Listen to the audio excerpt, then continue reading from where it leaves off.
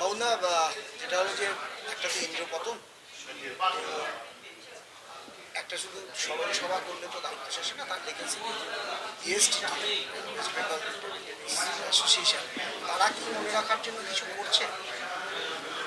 প্রথম কথা হচ্ছে, আমরা তো 6ই নভেম্বর থেকে 14ই নভেম্বর আমরা জয়ন্ত পুঁথিলানের নামে এবার টার্মসে আমরা যখন আমি প্রেসিডেন্ট হলাম, আমাদের বডি টোটাল বডি আমরা চিন্তা ভাবনা করলাম যে জয়ন্ত পুঁথিলানের নামে আমরা একটা স্টেট চ্যাম্পিয়নশিপ সেটা করছি আমরা বড়বাজারে যুবক সংঘ। তো আমার বক্তব্য হচ্ছে, জয়ন্তদা এমন একটি ব্যক্তি, যে ব্যক্তিটাকে আমি প্রথম দিন থেকে চিনে, আমি জয়ন্তদার সঙ্গে কাজ করেছি এবং সকালবেলা গুড মর্নিং বললেই বলে হরে কৃষ্ণ। তো এই মানুষটাকে যখনই যা প্রয়োজন আমার জয়ন্তদার কাছে হয়েছে, জয়ন্তদা আমাকে হেল্প করেছে। তো জয়ন্তদার যা প্রয়োজন হয়েছে আমার কাছে চেয়েছে, আমি জয়ন্তদাকে হেল্প করবো। সে বাড়িতে একাডেমি করেছে, সেই একাডেমি উদ্বোধন করে এসেছি। ক্লাবের যে জায়গাটা পাশে একটা জায়গা ছিল, সেখানে প্রবলেম হচ্ছিল, জয়ন্তদা আমি বলেছিল, পাশে আমি সেই জায়গাটা গিয়ে হেল্প করেছি। বাট বাংলার 3টে ইউনিটকে একটা জায়গায় নিয়ে এসেছে। সেটা আজ পর্যন্ত সুভাষ চক্রবর্তী পারিনি, সোমনাথ চ্যাটার্জি পারিনি, মদন মিত্র পারিনি, অরূপ বিশ্বাস পারিনি। আমাদের নেতৃত্বে আমরা টেবিল টেনিসের পরিবার, আমরা কিন্তু এটাকে করছি। আচ্ছা, জয়ন্ত কুশীলালের তো আজকে শ্রদ্ধা হলো, কি করছেন?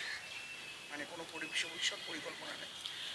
ভবিষ্যৎ পরিকল্পনা মানে আমরা আমাদের 4 to 12 নভেম্বর স্টেট চ্যাম্পিয়নশিপ আছে বড়বাজার যুবক সঙ্গে, north Kolkata district table tennis অ্যাসোসিয়েশনের আন্ডারে।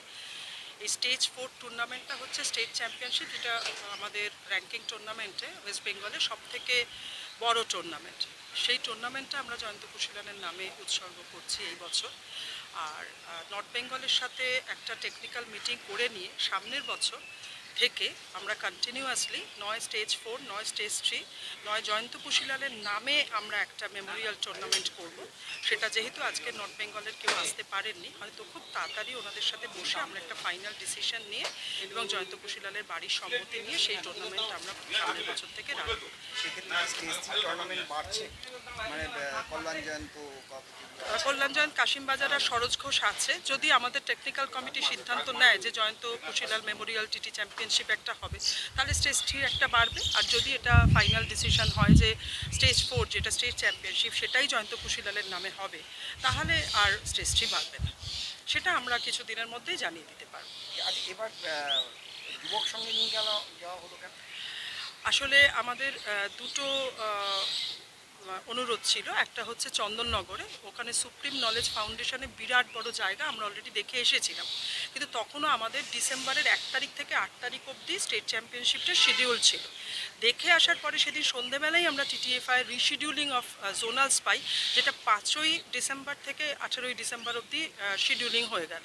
সেটা হয়ে যাওয়ার জন্য আমাদের এগিয়ে নিতে হলো, নভেম্বরে এগিয়ে নেওয়ার জন্য। নভেম্বরে জগদ্ধাত্রী পুজো বলে চন্দননগরটা করা গেল না, নাহলে ওটা এত ভালো ভেন্যু ছিল, প্রত্যেকে অবাক হয়ে যেত এই ভেন্যুটা দেখে।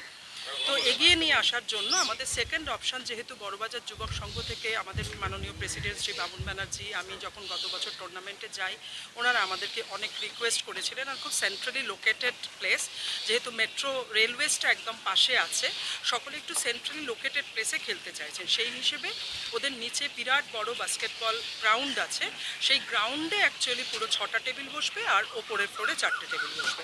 10টা টেবিলে 8 দিন ধরে স্টেট চ্যাম্পিয়নশিপ, ওই জন্য বড়বাজার যুবক সঙ্গে এই বছর।